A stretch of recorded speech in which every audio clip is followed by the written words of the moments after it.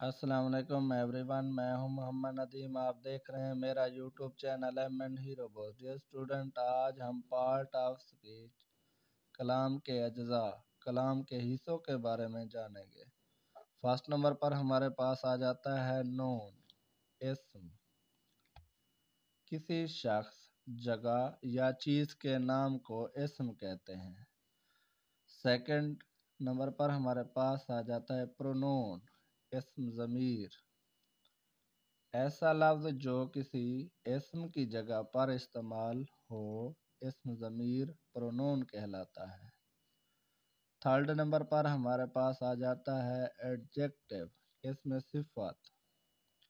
ایسا لفظ جو کسی اسم ضمیر کی کوئی خاصیت بیان کرتا ہے، اسم صفت کہلاتا ہے۔ فورتھ نمبر پر ہمارے پاس آ جاتا ہے ورب، فعل۔ اس کو ہم ڈوئنگ ورڈ بھی کہتے ہیں۔ ایسا لفظ جو کسی کام کا کرنا یا ہونا ظاہر کرے، فعل کہلاتا ہے۔ فائیوتھ نمبر پر ہمارے پاس آ جاتا ہے ایڈورب، متعلق فعل۔ وہ لفظ جو کسی فعل، اسم، صفت یا کسی دوسرے متعلق فعل کی خاصیت کو بیان کرتا ہے، متعلق فعل کہلاتا ہے۔ سکسth نمبر پر ہمارے پاس آ جاتا ہے پریپوزیشن، حروف ربط یا حروف جار۔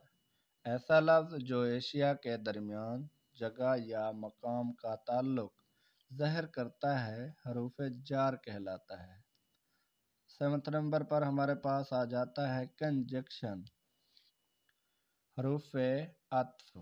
ایسا لفظ جو دو یا دو سے زیادہ الفاظ یا جملوں کو ملانے کے لیے استعمال ہو، حروف عطف کہلاتا ہے۔ لاسٹ اور 8 نمبر پر ہمارے پاس آ جاتا ہے انٹرجیکشنز، حروف ہجائیہ۔ ایسا لفظ جو فوری احساسات یا جذبات کے اظہار کے لیے استعمال ہو، حروف ہجائیہ کہلاتا ہے۔ ڈیئر اسٹوڈنٹ، آج کے لیے بس اتنا ہی۔ ملتے ہیں نیکسٹ ویڈیو میں، ان کو تفصیل سے جانیں گے۔ اوکے، اللہ حافظ۔